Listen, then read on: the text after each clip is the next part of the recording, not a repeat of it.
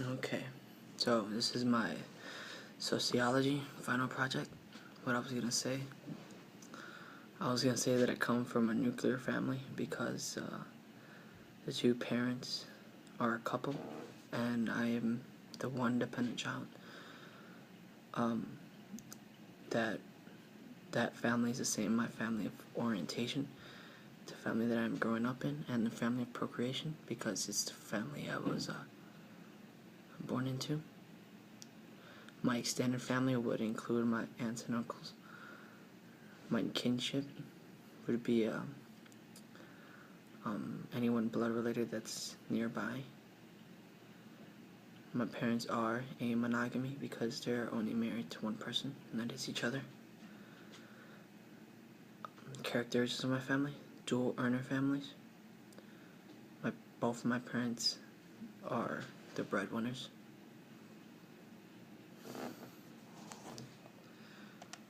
How have you been affected by the different economic systems and their different political interpretations?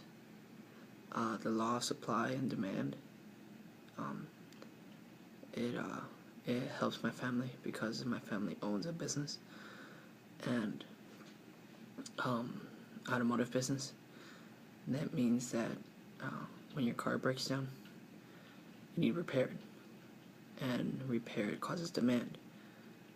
And the prices, an automotive repair has cheaper prices, so it makes the demand for automotive shops to go up than the dealership. And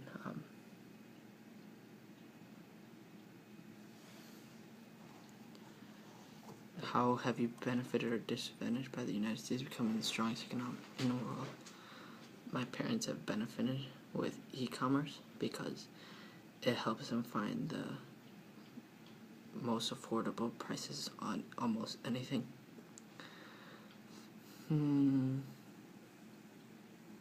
Oligopoly, that is a disadvantage because most people, you buy your car from a dealer, so people would go to a dealer to get their repairs.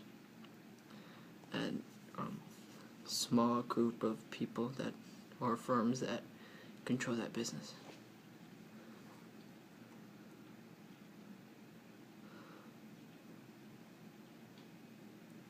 What kinds of political institutions, types of government have you been living under? I live under a political institution.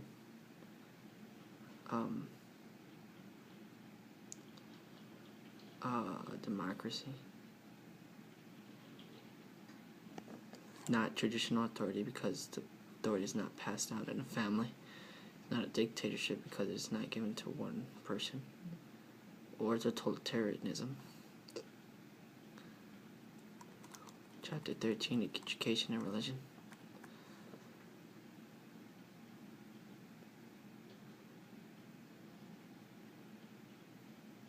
What are some issues in the American education system that you see as the most challenging?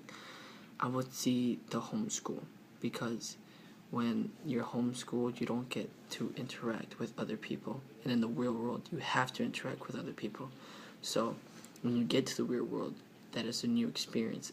Unlike if you go to a regular school, you would already have that in you because you would have to interact. Like in our sociology class, we always have to interact with other people. If you're in homeschool, you don't push yourself because everyone in your home you already know. I think that would be the issue in education would be homeschooling.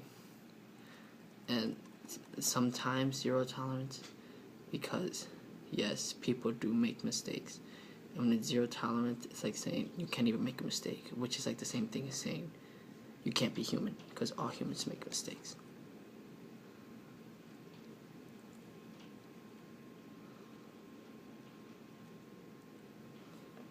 How have you been affected by functional religion? I would say emotional support would be a major factor, and social control, because religion, sometimes it goes, so it would go, religion tells you what's right and wrong, and laws reinforce that, and it can go vice versa. laws tell you it's right and wrong, and religion reinforces that. And sometimes your religion can be wrong, or your laws can be wrong, or your religion is right, or your laws are right. It works either way. But they need each other to function properly.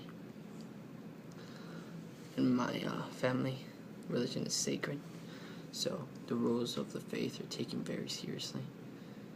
The rituals in every mass are treated with respect, and it's a monotheism because we believe in one God. Sports and mass media. Describe how a sport have participated meets the criterion of a sport.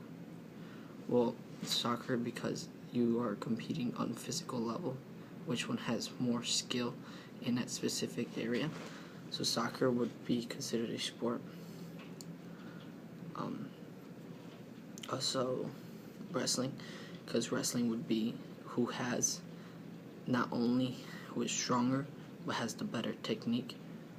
And tennis, who is faster, most agility, most skill.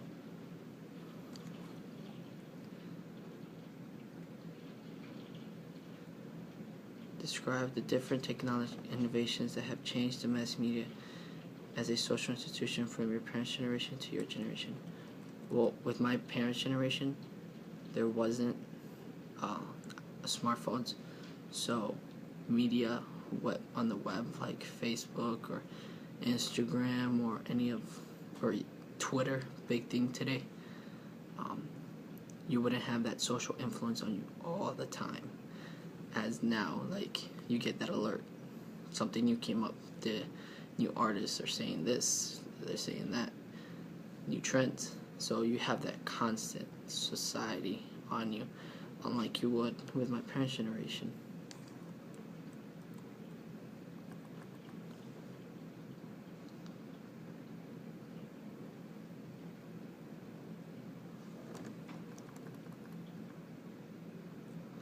Thanks.